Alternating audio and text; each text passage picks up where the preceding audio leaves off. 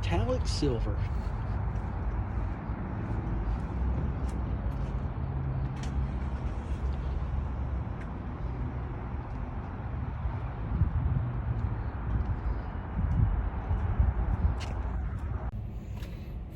What's going on? As you can see at the beginning of this video, I got the van. Yes, I did. And I am up for a hell of an adventure, and this will be. As most you see online built, it's an ordeal. But you know something? What I've learned at probably 4 years of research is these van builders, if I could talk, I'm trying to get something to eat while I'm talking, sorry about that, but these van builds are about as easy or as hard as you make them, and we're going to try not to make them hard. I've got to go to Lowe's and get an impact drill here and start taking this paneling in the van, and you'll see pictures of black panels in there. Now, the cool thing about those panels, and I didn't really need them, but I don't think it had anything to do with the cost, but after I got done talking to them while I was paying for that van, it didn't have anything to do with the cost of it, but that's a whole other story, which is pretty cool.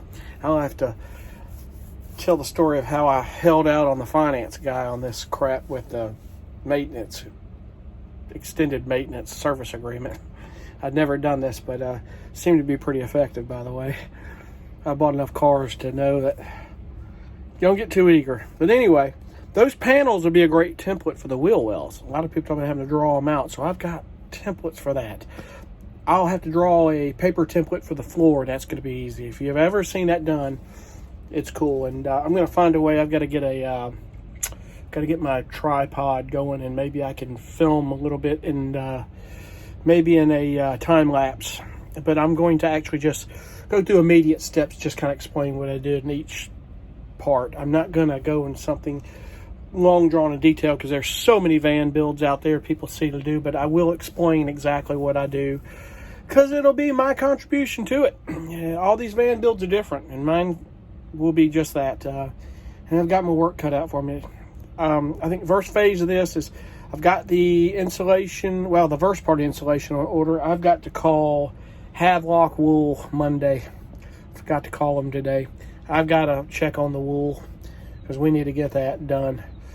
Because I was thinking if I do that thermal barrier and then there's some reflective foam pad I could put over top of it and just use it all foam. And it would work.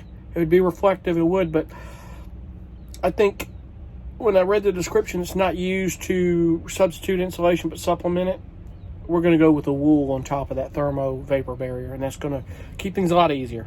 We're not doing any spray foam in the cans, no polyiso board.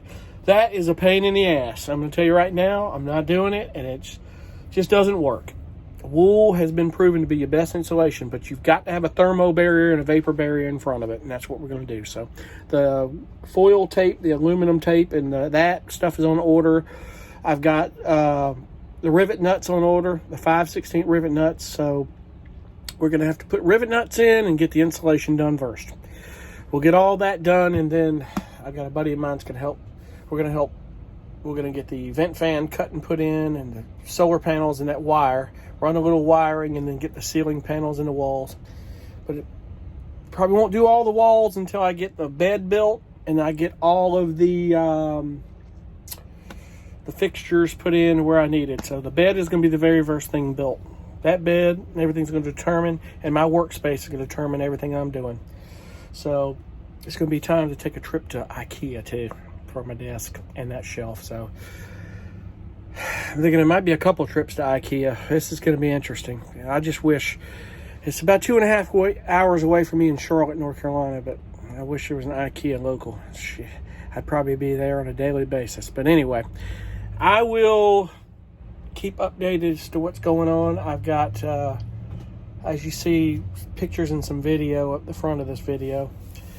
Depending on what I decided to put in there, but you got a general idea. It's a metallic silver, which is cool. Everybody's getting white. I think the silver is perfect. It cleans better and it looks good. It's sleek and I like it.